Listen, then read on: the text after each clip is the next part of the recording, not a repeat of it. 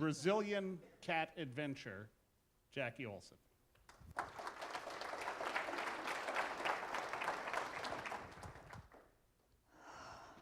Bleary-eyed and stiff from the long flight, I made my way toward the front of the aircraft. I knew the warmth of Brazil would be a stark contrast to the sub-zero wind chills I'd left behind in Minnesota. But when I got to the door, the sunlight was just so dazzling, I completely missed the first step. In fact, Mr. Toastmaster, fellow Toastmasters, honored guests, were it not for the flight attendant who grabbed my arm, I would have tumbled headfirst into Rio de Janeiro. Photos from that trip show a bruise on my bicep the shape of a man's thumb. But I made it down the steps and into the terminal without further incident. I pretty quickly spotted my daughter Lauren, who with her Brazilian husband was soon to move to the US. Ostensibly, I was there for a family wedding, but I hadn't decided to go to the wedding until my daughter told me they needed help transporting their cats. Yes, I flew to Brazil to pick up a cat. Not some rare or exotic breed of cat, just a fluffy little fur ball named Sunny. The wedding was lovely, and as is common with Brazilian celebrations, the party continued for the long weekend. Then it was time to go.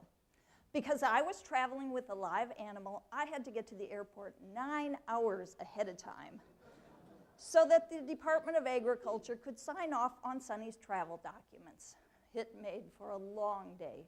But finally it was time, and I boarded the aircraft with my carry-on luggage consisting of one soft-sided cat carrier containing one Brazilian cat. I stowed her securely under the seat in front of me, and she started to cry, meow, meow, meow, and cry, meow, meow, meow, and cry, meow. You get the idea. I felt so bad for her. Here she was confined in her little cat carrier, and she didn't know why. I knew she could feel the changes in air pressure and the turbulence, and she had no idea what was going on. Of course, had I been able to explain it to her, it's entirely possible she wouldn't have found it comforting to know we were 35,000 feet up in the air, barreling along at 460 miles per hour.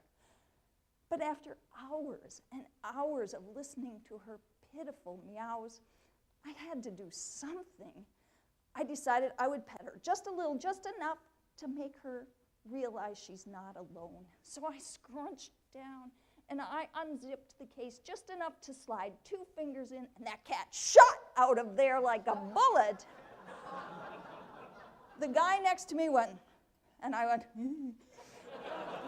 We stowed our tray tables, he stepped aside, and I stepped into the aisle. In the half light of the plane, I could see the silhouette of her fluffy white plume of a tail going boop, boop, boop, boop toward the back of the plane. I caught up to her pretty quickly, but as I reached for her, she darted under the middle row of seats. Everyone there was asleep except the woman in the middle who went. I'm sure that she felt something brush against her leg, and she was thinking snakes on a plane.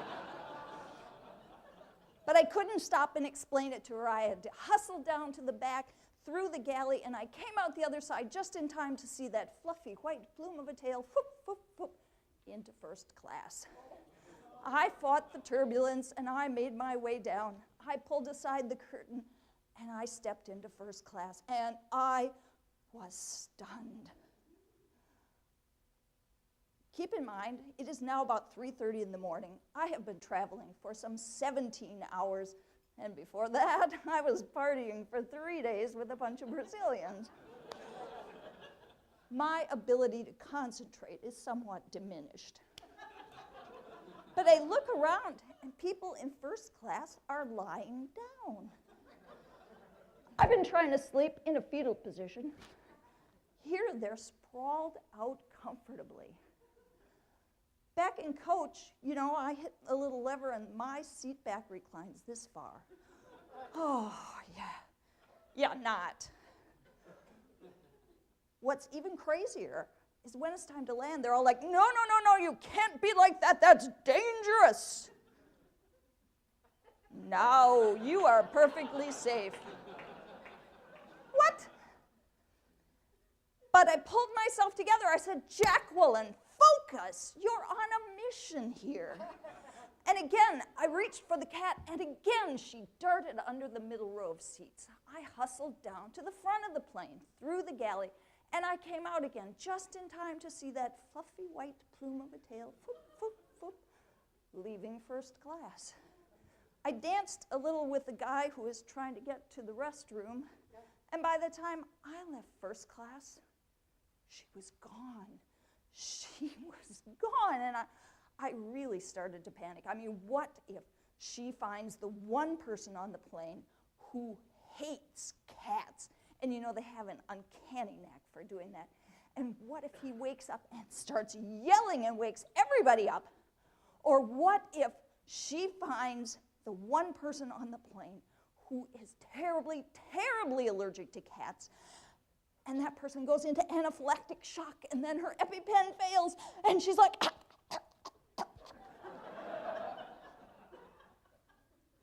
Sleep deprivation does a number on one's imagination. But again, I pulled myself together, and once more, I circumnavigated the plane, and this time, I came across two laughing passengers who thought it was hilarious that out of the blue in the middle of the night, a cat came wandering in. They stepped aside, I grabbed Sunny. Ladies and gentlemen, generally speaking, once the cat is out of the bag, you can't get it back in. But I did, and she stayed there the rest of the flight. Mr. Toastmaster. Thank you.